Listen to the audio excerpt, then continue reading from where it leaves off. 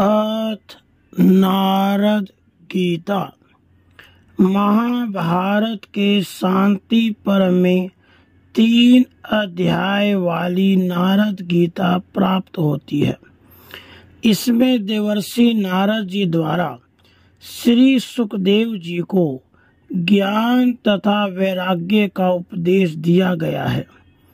इसी क्रम में सदाचार की प्रेरणा देते हुए धैर्य तथा अनासक्ति पर विशेष बल दिया गया है। उसके बाद मनुष्य को प्रारब्धानुसार प्राप्त सुख दुख आदि का वर्णन है। प्रारब्ध स्वयं उसी के पूर्वकृत कर्मों के परिणाम स्वरूप बनता है तथा मनुष्य परवश होकर उन्हें भोगने को विवश होता है। अतः अहम बुद्धि का सर्वथा त्याग करके बंधन मुक्त हो सनातन पद को प्राप्त करना चाहिए। यही तथ्य इस गीता में बहुत रोचक ढंग से बताया गया है।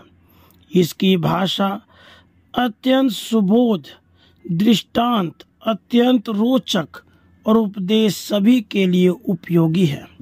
तो आइए नारद गीता का श्रवण करते हैं। पहला अध्याय, सुखदेव जी को नारद जी द्वारा वैराग्य और ज्ञान का उपदेश देना। भीष्म जी कहते हैं, हे युधिष्ठिर, व्यास जी के चले जाने के बाद उस सुने आश्रम में स्वाध्याय परायण सुखदेव जी से अपना इच्छित वेदों का अर्थ कहने के लिए देवर्षि नारद जी पधारे। देवर्षि नारद जी को उपस्थित देखकर सुखदेव ने वेदोक्त विधि से अर्घ्य आदि निवेदन करके उनका पूजन किया। उस समय नारद जी ने प्रसन्न होकर कहा, हे वत्स, तुम धर्मात्माओं में श्रेष्ठ हो। बताओ तुम्हें किस श्रेष्ठ वस्तु की प्राप्ति कराऊं। यह बात उन्होंने बड़े हर्ष के साथ कही। भरत नंदन नारद जी की यह बात सुनकर सुखदेव जी ने कहा, इस लोक में जो परम कल्याण का साधन हो उसी का मुझे उपदेश देने की कृपा करें। नारद जी ने कहा, वत्स, पूर्व काल की बात है। पवित्र अंतःकरण वाले ऋषियों ने तत्व ज्ञान प्राप्त करने की इच्छा से प्रश्न किया। उसके उत्तर में भगवान सनत कुमार ने यह उपदेश दिया, विद्या के समान कोई नेत्र नहीं है, सत्य के समान कोई तप नहीं है, राग के समान कोई दुख नहीं है और त्याग के समान कोई सुख नहीं है। पाप कर्मों से दूर रहना, सदा पुण्य कर्मों का अनुष्ठान करना, श्रेष्ठ पुरुषों के बर्ताव और सदाचार का पालन करना, यही सर्वोत्तम श्रेय अर्थात कल्याण का साधन है। जहाँ सुख का नाम भी नहीं है, ऐसे इस मानव शरीर को पाकर जो विषयों में आसक्त होता है वह मोह को प्राप्त होता है।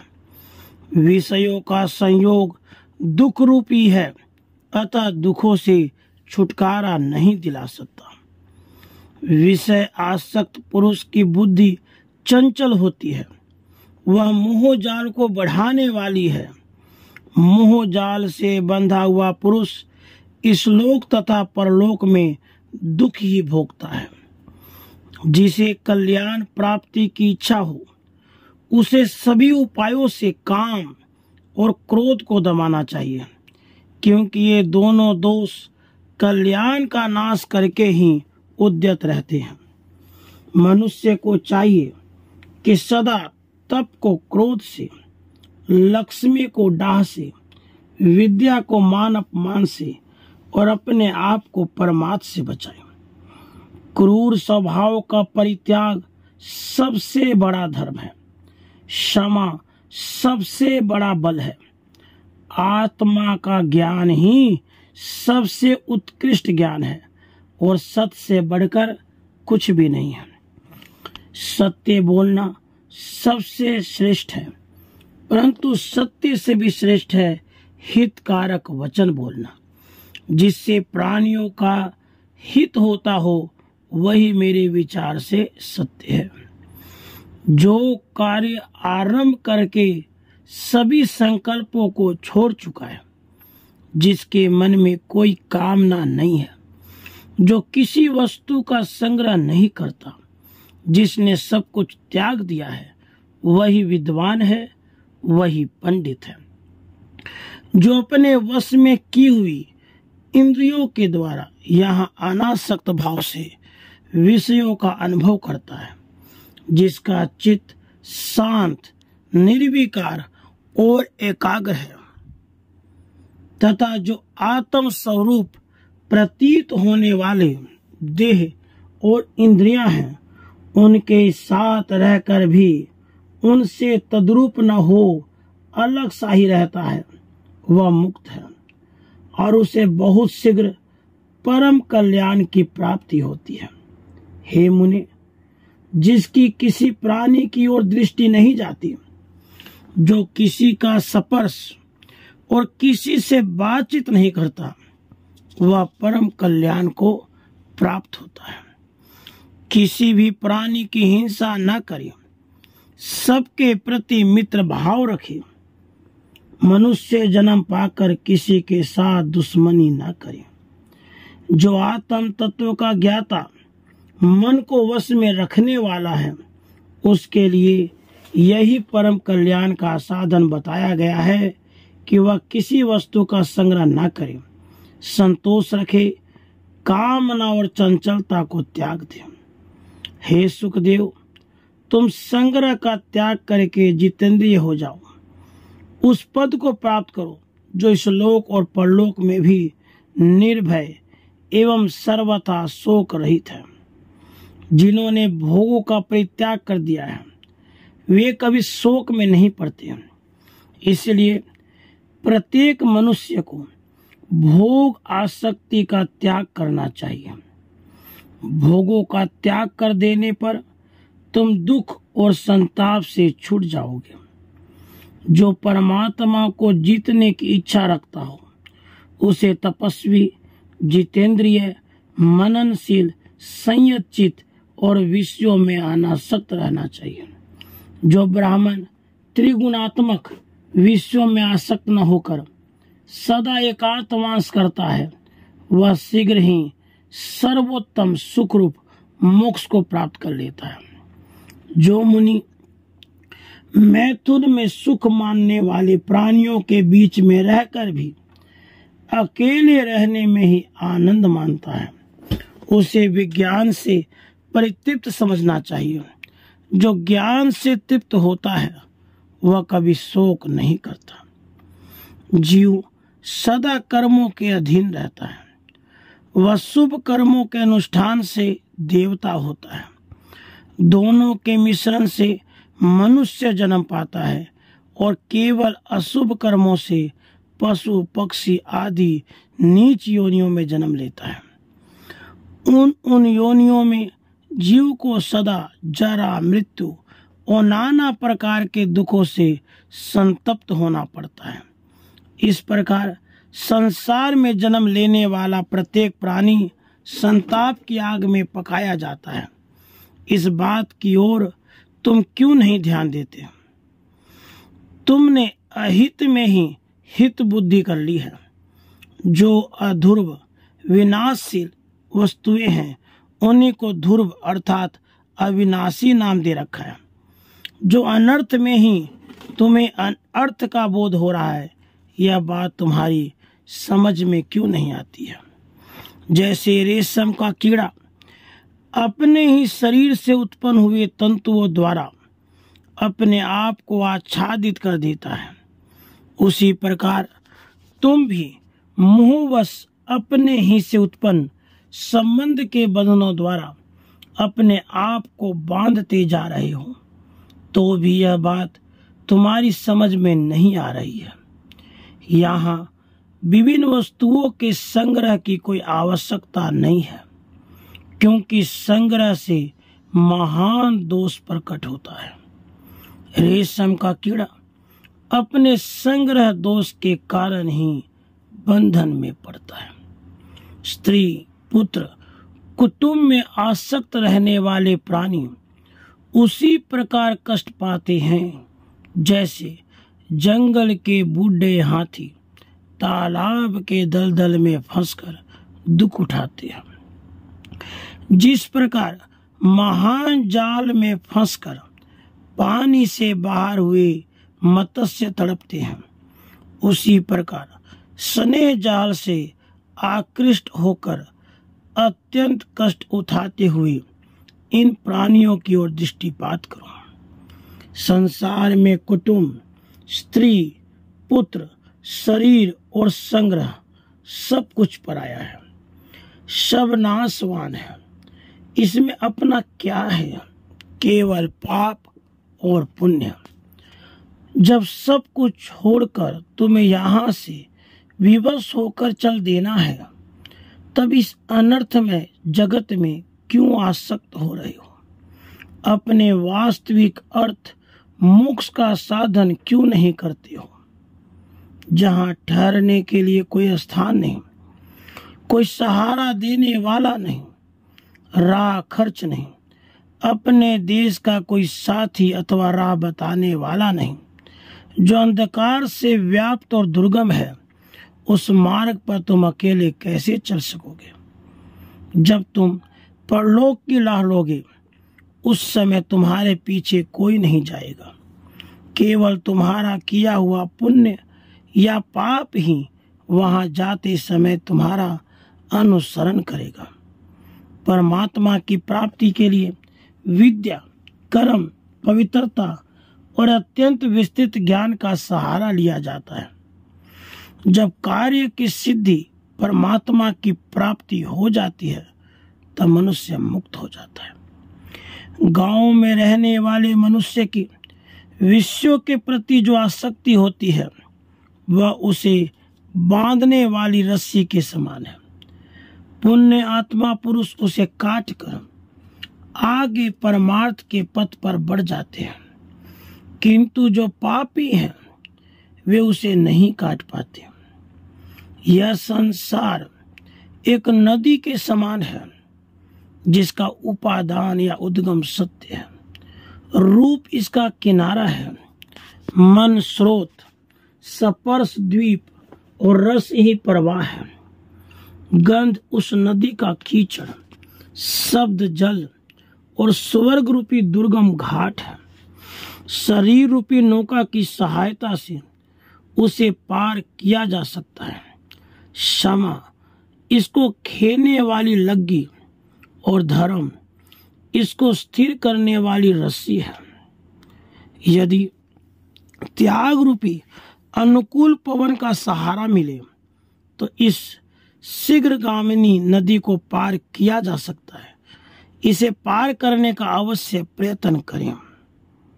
धर्म और अधर्म को छोड़ो, सत्य और असत्य को भी त्याग दो, और इन दोनों को त्याग करके जिसके द्वारा त्याग करते हो उसको भी त्याग दो। संकल्प के त्याग द्वारा धर्म को, लिप्सा के अभाव द्वारा अधर्म को त्याग दो। फिर बुद्धि के द्वारा सत्य और असत्य का त्याग करके परम तत्व के निश्चय द्वारा बुद्धि को भी त्याग दो। यह शरीर पंचभूतों का घर है। इसमें हड्डियों के खंभे लगे हैं। यह नस नाड़ियों से बंधा हुआ, रक्त मांस से लीपा हुआ और चमड़े से मढ़ा हुआ है। इसमें मल मूत्र भरा है, जिससे दुर्गंध आती रहती है। यह बुढ़ापा और शोक से व्याप्त रोगों का घर, दुख रूप रजोगुण रूपी धूल से ढका हुआ और अनित्य है। अतः तुम्हें इसकी आसक्ति को त्याग देना चाहिए। यह संपूर्ण चराचर जगत पंच महाभूतों से उत्पन्न हुआ है, इसलिए महाभूत स्वरूपी है।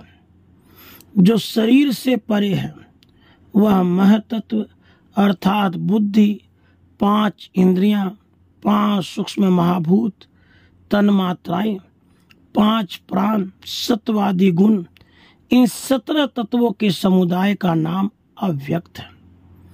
इनके साथ ही इंद्रियों के 5 विषय अर्थात स्पर्श, शब्द, रूप, रस, गंध, मन और अहंकार, इन संपूर्ण व्यक्त अव्यक्त को मिलाने से 24 तत्वों का समूह होता है।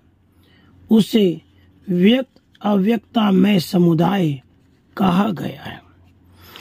इन सब तत्वों से जो संयुक्त है उसे पुरुष कहते हैं। जो पुरुष धर्म, अर्थ, काम, सुख दुख और जीवन मरण के तत्व को ठीक ठीक समझता है, वही उत्पत्ति और प्रलय के तत्व को भी यथार्थ रूप से जानता है। ज्ञान के संबंध में जितनी बातें हैं उन्हें परंपरा से जानना चाहिए।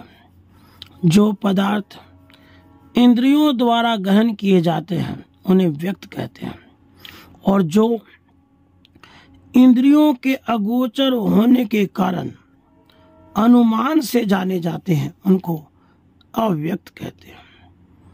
जिनकी इंद्रियां अपने वश में है वे मनुष्य उसी प्रकार तृप्त हो जाते हैं जैसे वर्षा की धारा से प्यासा मनुष्य। ज्ञानी पुरुष अपने को प्राणियों में व्याप्त और प्राणियों को अपने में स्थित देखते हैं। उस परावरदर्शी ज्ञानी पुरुष की ज्ञान मूलक शक्ति कभी नष्ट नहीं होती। जो संपूर्ण भूतों को भी सभी अवस्थाओं में सदा देखा करता है, वह संपूर्ण प्राणियों के सहवास में आकर भी कभी अशुभ कर्मों से युक्त नहीं होता, अर्थात अशुभ कर्म नहीं करता। जो ज्ञान के बल से मोहजनित नाना प्रकार के कलेशों से पार हो गया है, उसके लिए जगत में बौद्धिक प्रकार से कोई भी लोक व्यवहार का मार्ग अवरुद्ध नहीं होता। मोक्ष के उपाय को जानने वाले भगवान नारायण कहते हैं कि आदि अंत से रहित, अविनाशी, अकर्ता और निराकार जीवात्मा इस शरीर में स्थित है। जो जीव अपने ही किए हुए विभिन्न कर्मों के कारण सदा दुखी रहता है, वही उस दुख का निवारण करने के लिए नाना प्रकार के प्राणियों की हत्या करता है। फिर वह और भी बहुत से नए नए कर्म करता है, और जैसे रोगी अपत्य खाकर दुख पाता है, उसी प्रकार उस कर्म से वह अधिकाधिक कष्ट पाता रहता है। जो मोह से अंधा हो गया है वह सदा ही दुखद भोगों में ही सुख बुद्धि कर लेता है, और मथाने की भांति कर्मों से बंधता एवं मथा जाता है। फिर प्रारब्ध कर्मों के उदय होने पर वह बद्ध प्राणी कर्म के अनुसार जन्म पाकर संसार में नाना प्रकार के दुख भोगता हुआ उसमें चक्र की भांति घूमता रहता है। इसलिए तुम कर्मों से निवृत्त, सब प्रकार के बंधनों से मुक्त, सर्वज्ञ, सर्वविजयी, सिद्ध और सांसारिक भावना से रहित हो जाओ। बहुत से ज्ञानी पुरुष संयम और तपस्या के बल से नवीन बंधनों का उच्छेद करके अनंत सुख देने वाली अबाध सिद्धि को प्राप्त हो चुके हैं। दूसरा अध्याय। सुखदेव को नारद जी का सदाचार और अध्यात्म विषयक उपदेश। नारद जी कहते हैं, सुखदेव शास्त्र शोक को दूर करने वाला, शांति कारक और कल्याणमय है। जो अपने शोक का नाश करने के लिए शास्त्र का श्रवण करता है वह उत्तम बुद्धि पाकर सुखी हो जाता है। शोक के हजारों और भय के सैकड़ों स्थान हैं जो प्रतिदिन मूढ़ पुरुषों पर ही अपना प्रभाव डालते हैं, विद्वान पर नहीं। इसीलिए अपने अनिष्ट का नाश करने के लिए मेरा यह उपदेश सुनो। यदि बुद्धि अपने वश में रहे सो सदा के लिए शोक का नाश हो जाता है। मंद बुद्धि मनुष्य ही अप्रिय वस्तु की प्राप्ति और प्रिय वस्तु का वियोग होने पर मन ही मन दुखी होते हैं। जो वस्तु भूतकाल के गर्भ में छिप गई, नष्ट हो गई, उसके गुणों का स्मरण नहीं करना चाहिए, क्योंकि जो आदर पूर्वक उसके गुणों का चिंतन करता है उसके प्रति आसक्ति का बंधन नहीं छूटता। जहाँ चित्त की आसक्ति बढ़ने लगे वहीं दोष दृष्टि करना चाहिए और उसे अनिष्ट को बढ़ाने वाला समझना चाहिए। ऐसा करने पर उससे शीघ्र ही वैराग्य हो जाता है। जो बीती बात के लिए शोक करता है उसे न तो अर्थ की प्राप्ति होती है, न धर्म की, न यश की। वह उसके अभाव का अनुभव करके केवल दुख ही उठाता है, उससे अभाव दूर नहीं होता। सभी प्राणियों को उत्तम पदार्थों से संयोग और वियोग प्राप्त होते हैं। किसी एक पर ही यह शोक का अवसर आता हो ऐसी बात नहीं है। जो मनुष्य भूतकाल में मरे हुए किसी व्यक्ति के लिए अथवा नष्ट हुई किसी वस्तु के लिए निरंतर शोक करता है वह एक दुख से दूसरे दुख को प्राप्त होता है। इस प्रकार उसे दो अनर्थ भोगने पड़ते हैं। जो मनुष्य संसार में अपनी संतान की मृत्यु हुई देखकर भी अश्रुपात नहीं करते वे ही धीर हैं। सभी मनुष्यों पर समीचीन भाव से दृष्टिपात या विचार करने पर भी किसी का भी आंसू बहाना युक्ति संगत नहीं जान पड़ता।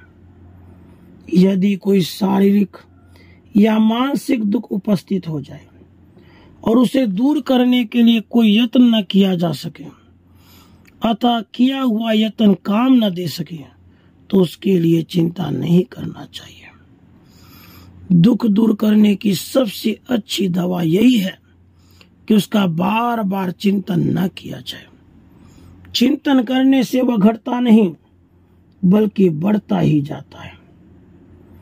इसीलिए मानसिक दुख को बुद्धि के द्वारा विचार से और शारीरिक कष्ट को औषध सेवन द्वारा नष्ट करना चाहिए।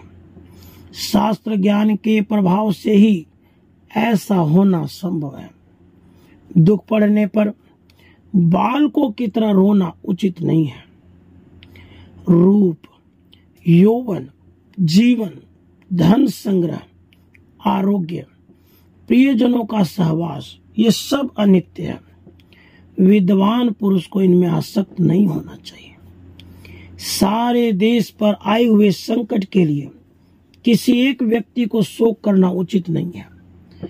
यदि उस संकट को टालने का कोई उपाय दिखाई दे तो शोक छोड़कर उसे ही करना चाहिए।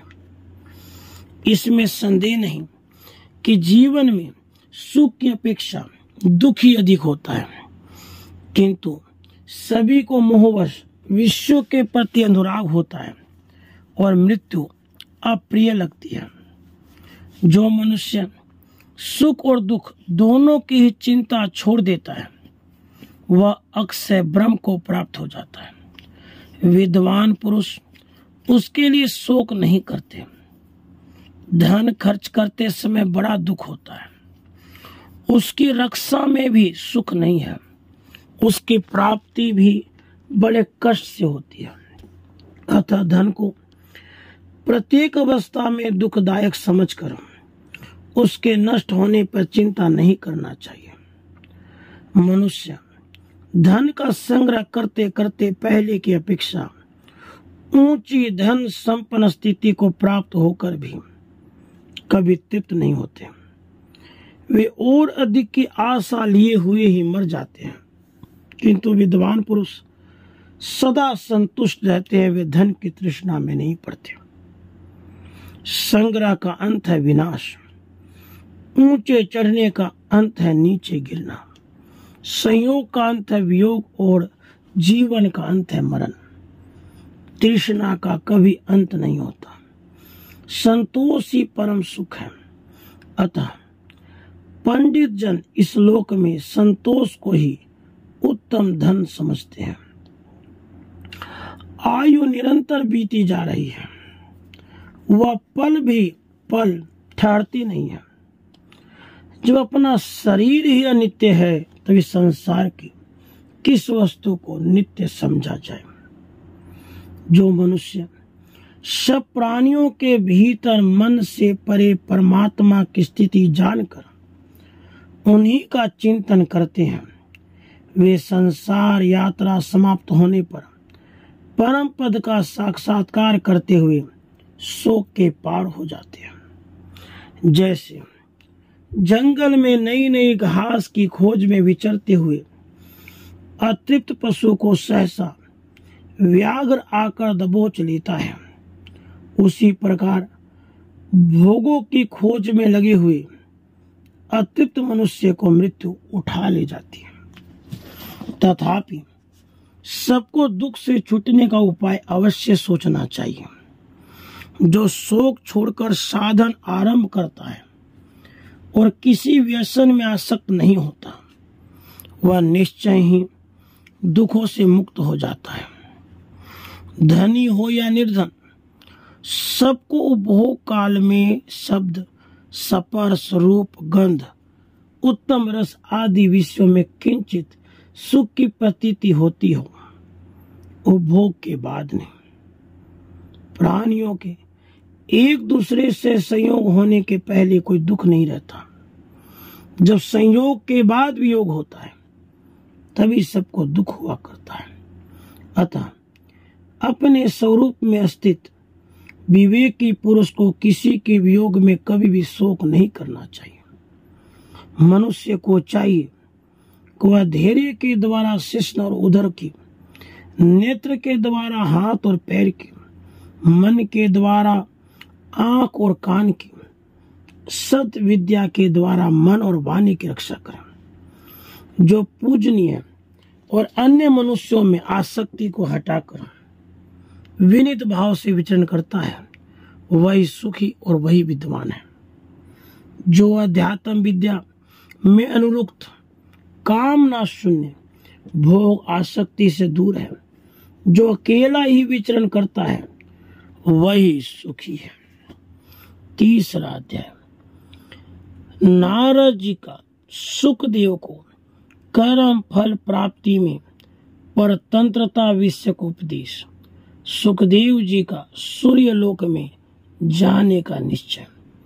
नारद जी कहते हैं, हे सुखदेव, जब मनुष्य सुख को दुख और दुख को सुख समझने लगता है, उस समय बुद्धि, उत्तम नीति और पुरुषार्थ भी उसकी रक्षा नहीं कर पाते।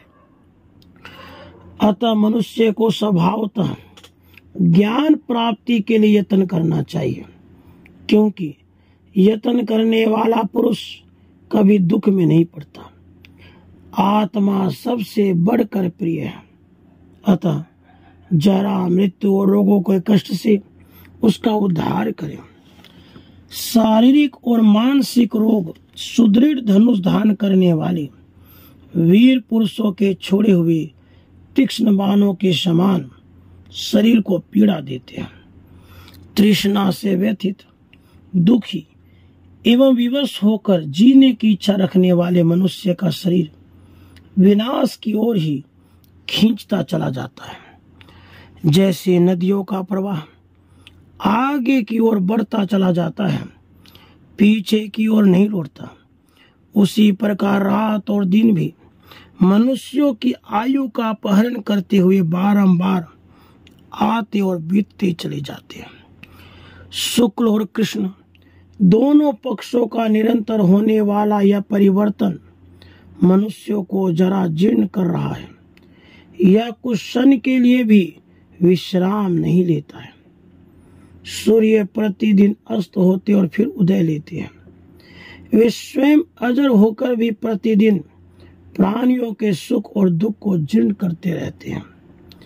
ये रात्रियां मनुष्यों के लिए कितनी ही अपूर्व तथा असंभावित प्रिय अप्रिय घटनाएं लिए आती और चली जाती हैं। यदि जीव के लिए किए हुए कर्मों का फल पराधीन न होता तो जो जिस वस्तु की इच्छा करता वह अपनी उस कामना को रुचि के अनुसार प्राप्त कर लेता। बड़े बड़े संयमी, बुद्धिमान और चतुर मनुष्य भी समस्त कर्मों से शांत होकर असफल होते देखे चले जाते हैं, किंतु दूसरे मूर्ख, गुणहीन और अधम मनुष्य भी किसी का आशीर्वाद न मिलने पर भी संपूर्ण कामनाओं से संपन्न दिखाई देते हैं। कोई कोई मनुष्य तो सदा प्राणियों की हिंसा में लगा रहता है और सब लोगों को धोखा दिया करता है, तो भी वह सुख ही भोगता भोगता बुढ़ा होता है। कितने ही ऐसे हैं जो कोई काम न करके चुपचाप बैठे रहते हैं, फिर भी लक्ष्मी उनके पास अपने आप पहुंच जाती है। और कुछ लोग काम करके भी अपने प्राप्य वस्तु को उपलब्ध नहीं कर पाते। इसमें स्वभावतः पुरुष का ही अपराध है। वीर्य कहीं और उत्पन्न होता है और संतान उत्पादन के लिए कहीं और चला जाता है। कभी तो वह योनि में पहुंचकर गर्भ धारण करने में समर्थ होता है और कभी नहीं होता। कभी कभी आम के बोर के समान वह व्यर्थ ही झड़ जाता है। कुछ लोग पुत्र की इच्छा रखते हैं और उस पुत्र के भी संतान चाहते हैं और इसकी सिद्धि के लिए सब प्रकार से प्रयत्न करते हैं, तो भी उनके एक अंडा भी उत्पन्न नहीं होता। बहुत से मनुष्य बच्चा पैदा होने से उसी तरह डरते हैं जैसे क्रोध में भरे हुए बिस्तर सर्प से लोग भयभीत रहते हैं। फिर भी उनके यहाँ दीर्घजीवी पुत्र उत्पन्न होता है और क्या मजाल कि वह कभी किसी तरह रोग आदि से मृतक तुल्य हो सके। पुत्र की अभिलाषा रखने वाले दीन स्त्री पुरुषों द्वारा देवताओं की पूजा होती है और तपस्या करके 10 मास तक गर्भ धारण किया जाता है, फिर भी उनके कुलांगार पुत्र उत्पन्न होते हैं। बहुत से ऐसे हैं जो आमोद प्रमोद में ही जन्म धारण करके पिता के संचित किए हुए अपार धन धान्य और विपुल भोगों के अधिकारी होते हैं। पति पत्नी की पारस्परिक इच्छा के अनुसार मैथुन के लिए जब उनका समागम होता है, उस समय किसी उपद्रव के समान गर्भ योनि में प्रवेश करता है, जिसका स्थूल शरीर क्षीण हो गया है, जो कफ और मांस में शरीर से घिरा हुआ है। उस देहधारी प्राणी को मृत्यु के बाद शीघ्र ही दूसरा शरीर उपलब्ध हो जाता है। जैसे एक नौका के भग्न होने पर उसमें बैठे हुए लोगों को उतारने के लिए दूसरी नाव प्रस्तुत होती है, उसी प्रकार एक शरीर से मृत्यु के प्राप्त होते हुए जीव को लक्ष्य करके मृत्यु के बाद उसके कर्म फल भोग के लिए दूसरा नाशवान शरीर उपस्थित कर दिया जाता है। हे सुखदेव, पुरुष स्त्री के साथ समागम करके उसके उदर में जिस अचेतन शुक्र बिंदु को स्थापित करता है वही गर्भ रूप में परिणत हो जाता है। फिर वह गर्भ किस यत्न से यहाँ जीवित रहता है, क्या तुम कभी इस पर विचार करते हो? जहाँ खाए हुए अन्न और जल पच जाते हैं, सभी तरह के भक्ष्य पदार्थ जीर्ण हो जाते हैं, उसी पेट में पड़ा हुआ गर्भ अन्न के समान क्यों नहीं पच जाता? गर्भ में मल और मूत्र के धारण करने और त्याग में कोई स्वभाव नियत गति नहीं है, किंतु कोई स्वाधीन करता नहीं। कुछ गर्भ माता के पेट से गिर जाते हैं, कुछ जन्म लेते हैं, कितनों को ही जन्म लेने के बाद मृत्यु हो जाती है। इस योनि संबंध से कोई सकुशल जीता हुआ बाहर निकल आता है, तब कोई संतान को प्राप्त होता है और पुनः परस्पर के संबंध में संलग्न हो जाता है। अनादिकाल से उत्पन्न होने वाले शरीर के साथ जीवात्मा अपना संबंध स्थापित कर लेता है। इस शरीर को गर्भवास, जन्म, बाल्य, कौमार, पौगंड, यौवन, वृद्धत्व, जरा, प्राणरोध और नाश, ये 10 दशाएं होती हैं। इनमें से 7वीं और 9वीं दशा को भी शरीरगत 5 भूति प्राप्त होते हैं आत्मा ने। आयु समाप्त होने पर शरीर की 9वीं दशाएं पहुंचने पर ये 5 भूत नहीं रहते, अर्थात 10वीं दशा को प्राप्त हो जाते हैं। जैसे व्याध छोटे मृगों को कष्ट पहुंचाते, उसी प्रकार जब नाना प्रकार के रोग मनुष्य को मत डालते हैं, तब उनमें बैठने उठने की भी शक्ति नहीं रह जाती। रोगों से पीड़ित हुए मनुष्य वैद्यों को बहुत सा धन देते हैं। वैद्य लोग रोग दूर करने की बहुत चेष्टा करते हैं, तो भी उन रोगियों की पीड़ा दूर नहीं कर पाते हैं। बहुत से औषधियों का संग्रह करने वाले चिकित्सा में कुशल चतुर वैद्य भी व्याधों के मारे हुए मृगों की भांति रोगों के शिकार हो जाते हैं।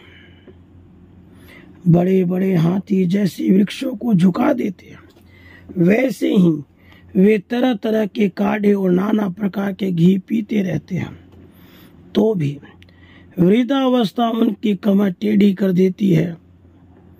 इस पृथ्वी पर मृग, पक्षी, हिंसक पशु, दरिद्र मनुष्यों को जब रोग सताता है तो कौन उनकी चिकित्सा करने जाते हैं, किंतु प्राय उन्हें रोग होता ही नहीं है। परंतु बड़े बड़े पशु जैसे छोटे पशुओं पर आक्रमण करके उन्हें दबा देते हैं, उसी प्रकार प्रचंड तेज वाले, घोर एवं दुर्धर्ष राजाओं पर बहुत से रोग आक्रमण करके उन्हें अपने वश में कर लेते हैं। इस प्रकार सब लोग भाव सागर के प्रबल प्रवाह में सहसा पड़कर इधर उधर बहते हुए मोह और शोक में डूबे रहते हैं और आर्तनाद तक नहीं कर पाते। विधाता के द्वारा कर्म फल भोग में नियुक्त हुए देहधारी मनुष्य धन, राज्य तथा कठोर तपस्या के प्रभाव से प्रकृति का उल्लंघन नहीं कर सकते। यदि प्रयत्न का फल अपने हाथ में होता तो मनुष्य न तो बूढ़े होते और न मरते, सबकी समस्त कामनाएं पूरी हो जाती और किसी को अप्रिय नहीं देखना पड़ता। सब लोग लोगों के ऊपर से ऊपर स्थान में जाना चाहते हैं और यथाशक्ति इसके लिए चेष्टा भी करते हैं, किंतु वैसा करने में समर्थ नहीं होते। परमाद रहित पराक्रमी सूरवीर भी ऐश्वर्य और मदिरा के मद से उन्मत्त रहने वाले सट मनुष्य की सेवा करते हैं। कितने ही लोगों के क्लेश ध्यान दिए बिना ही निवृत्त हो जाते हैं तथा दूसरों को अपने ही धन में समय पर कुछ भी नहीं मिलता।